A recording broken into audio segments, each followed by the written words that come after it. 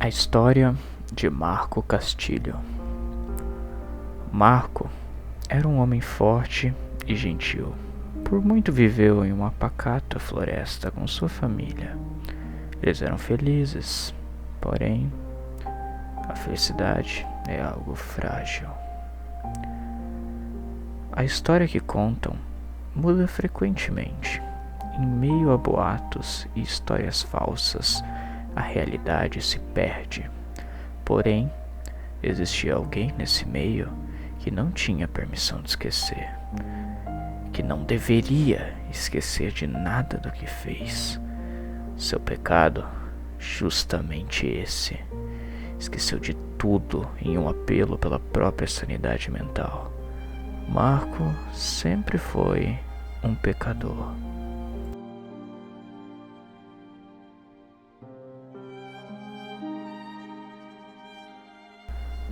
A história que se passa por trás deste se perdeu ao meio do tempo. Em meio de dias, meses, anos, décadas talvez. Mas tem alguém que nunca esqueceu. A floresta, ela sempre lembra. O vento nunca mente em suas histórias. Marco e seu irmão sempre viveram na floresta. Não era uma das famílias perfeitas de contos de fadas, mas definitivamente um ajudava o outro e seu pai, um simplório alcoólatra de merda, batia nos dois filhos sempre que bebia. Mac, por sua vez, era mais bruto e frequentemente tentava revidar contra seu próprio pai. Marco, já mais sagaz e esguio dentro de sua família, não se deixava levar pelos sentimentos. Pela sua vida trágica, os irmãos tiveram muitas dificuldades. Mac, por um lado, após a morte de seu velho pai, decidiu sair de uma vez por todas daquela floresta. Se envolveu em alguns problemas com a ordem e ficou trancafiado por anos. Mas nosso foco não é ele nesse momento. Marco quis viver, mas viver de verdade. Ele queria deixar para trás todo esse monte de merda que chamava de vida. E prometeu a si mesmo que seria feliz, teria uma família e um lugar bom para viver. E assim tentou fazer.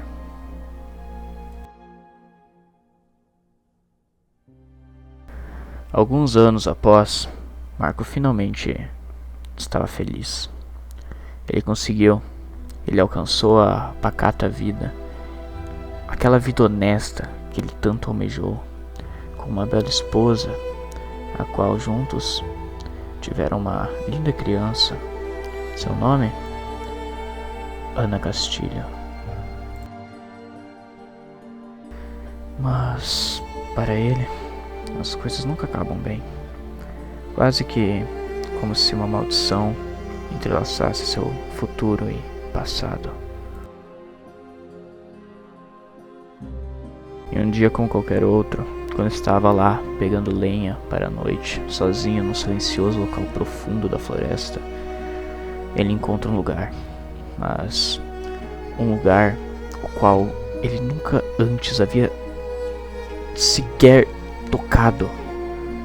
Bem no mais profundo breu da floresta, esse local, ele é como se ele hipnotizasse. Era quase como se o chamasse. Sussurros ecoavam em sua mente. A floresta mente, a floresta engana. A floresta o levou a ser o criador de Darkwood. Com suas mentiras, o fez sacrificar o próprio sangue para que uma estranha planta negra crescesse, ao cortar a própria mão e deleitar a planta com seu sangue. A viu crescendo, negros espinhos à sua volta, consumindo a vegetação próxima e a matando lentamente. Marco escutou nesse momento corvos aos montes pela floresta, juntamente com um canto que arrepiou até a ponta da espinha.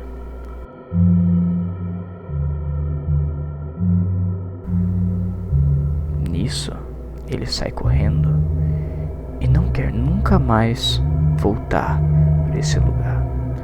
Mas o que ele não sabia é que naquele momento seu destino foi completamente reescrito. Alguns dias após, Marco notou que a grama já não parecia tão verde. Animais não eram tão frequentes e sempre apareciam machucados. Moradores da vila reclamavam aos montes, e mesmo achando que foram somente delírios de sua cabeça, o Marco tinha um pressentimento que sabia que a culpa era dele, bem lá no fundo. Um dia, escutaram criaturas estranhas em meio a noites sombrias, quando de repente foram atacados pelo que conhecemos hoje como Wendigos. Após matar a criatura, Marco decidiu que precisava ser colocado um basta em tudo aquilo. Marco, com seu rifle, volta até o local onde tudo começou. Chegando lá, a flor negra, a qual alimentara com seu próprio sangue, ainda estava lá. Porém, a sensação amedrontadora de estar lá estava 1000 vezes pior. A flor pulsava em volta de partículas negras. Marco não estava sozinho naquele dia. Ele escutava uma estranha criatura falando e sussurrando em seu ouvido. A criatura contava mentiras, ameaçava e difamava sua família. Marco, em um pico de raiva, atira na criatura e trava uma batalha mortal com a mesma. Porém, nada que fizesse conseguia sequer arranhar a criatura. No chão, sem esperança de sobreviver, Marco escuta a criatura lhe dizendo que admira ele e que por conta dele, esse mundo será destruído, e como ato de simples deboche, lhe oferece um acordo. Poderia proteger sua prole, e somente ela, de ser morta e consumida pela floresta. Mas em troca, a criatura quis levar absolutamente tudo que ele tinha. Marco, em seus últimos suspiros, aperta a mão da criatura, a qual começa a cantar novamente, enquanto seus olhos lentamente se fecham.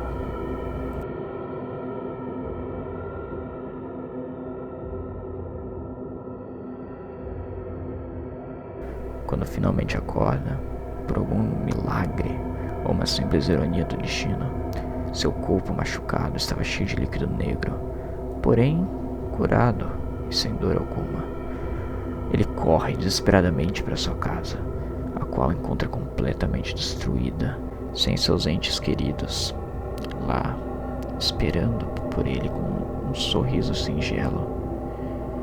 Na sua frente, Marco vê a criatura acompanhada de uma criança e outro Wendigo ao seu lado. Marco vê a sua filha e quase não a reconhece. Estava com um olhar sem vida e sem esperança. Marco sabia que não podia fazer nada para impedir o que estava para acontecer. E na sua frente, a criança foi lentamente sendo absorvida pelas trevas da criatura. Com um fio de sanidade, cai no chão e começa a bater sua cabeça contra a terra de maneira incessante. Quando já estava quase sem consciência, chorando, a criatura lhe estende a mão novamente, em meio a sangue e lágrimas, e lhe diz: quer esquecer toda essa dor e sair daqui? Eu posso lhe fazer isso. Em troca, tudo que quero é observar seu caminho até lá. Leve isso contigo, coelho branco. Será útil em algum momento.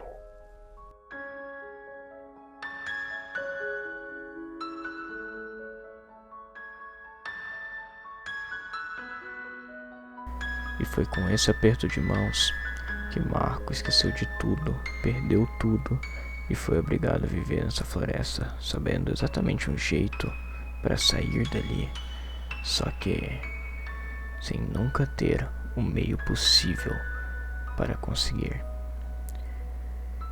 E assim vagou pela floresta, com somente a chave a qual ganhou após vender a própria alma para aquele demônio, sua amarga solidão, e sem sequer lembrar dos únicos momentos de felicidade que teve em sua miserável vida.